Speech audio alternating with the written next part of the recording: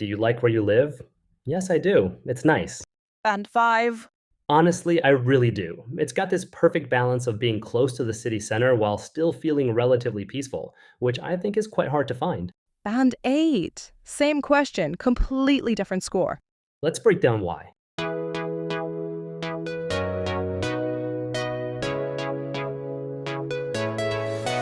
Welcome back to the IELTS Speaking Podcast. I'm Felicity. And I'm Anthony.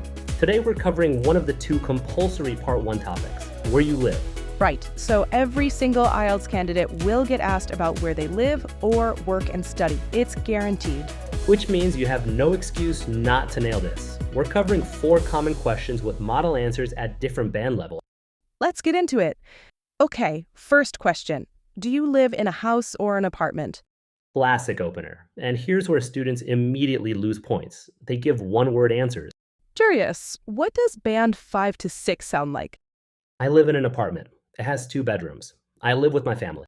Okay, so it answers the question, but there's no development, no personality. Exactly. Now here's band 7 to 8. I actually live in a fairly small apartment in the city center. It's nothing fancy, just the 1-bedroom place, but what I love about it is the location. I'm within walking distance of pretty much everything I need, which is really convenient. Oh, that's so much better. You added the why without even being asked. That's the secret for part 1. Always add the why. Even when the question is simple, your answer shouldn't be. And within walking distance, that's a nice collocation. Steal it, use it, it works for any location question. Next question, how long have you lived there?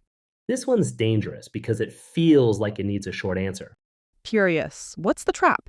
The trap is saying 5 years and stopping. That's band 4 territory. Because you're not developing at all. Right. Let me show you band 6 to 7 first. I've lived there for about 3 years now. Before that, I lived with my parents in a different part of the city.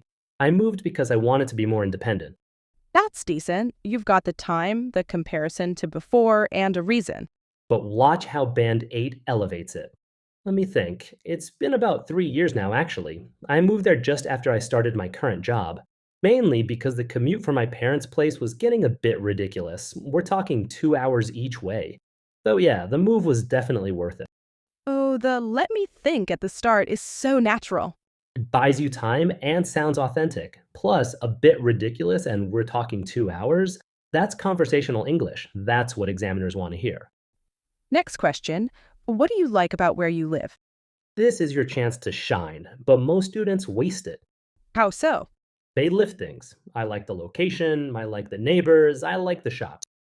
Grimacing slightly. Band 5 listing syndrome. Exactly. Instead, pick one and develop it. Here's band 6 to 7. What I like most is probably the neighborhood. It's quite safe and quiet, and there are some nice cafes nearby where I can relax on weekends. That's okay, but it could be anywhere. Right, now band 8. Honestly, what I appreciate most is a sense of community.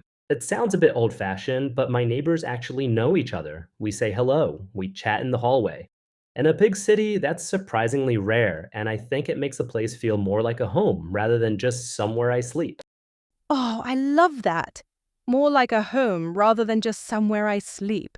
That's such a nice contrast. And notice I didn't list 5 things. I picked one and went deep. Quality over quantity. Always. Last one, is there anything you would change about where you live? The would you change question test your conditional structures. Band 5-6 students often mess this up grammatically. Show me the difference. Yes, I want to change the size. My apartment is small. I wish it is bigger. I wish it is bigger. That's the error. Common one. Now here's band 7-8. If I could change one thing, it would probably be the size. I'd love a bit more space, maybe an extra room I could use as a home office. But honestly, given the location, I think it's a fair trade-off. If I could change, it would be perfect conditional structure, and a fair trade-off is a great phrase. The key is showing you can weigh options. Yes, I'd change this, but I accept this other thing. That nuance is band 7 plus. Okay, quick phrase drill. Felicity, say these with me. Listeners, out loud. What I appreciate most is. What I appreciate most is If I'm being honest, If I'm being honest. it's conveniently located. It's conveniently located. I'd say it's a fair trade off. I'd say it's a fair trade-off. Perfect. 4 phrases that work for any where you live question. Use them. All right, Pick wins. number 1. Add the why automatically, even when the question doesn't ask for reasons. Give them. It shows you can extend your answers naturally. Number 2. Comparison wins. Compare to your past, to other places, to other people. Before I lived, but now, instant complexity. And it gives you more to say. Number 3.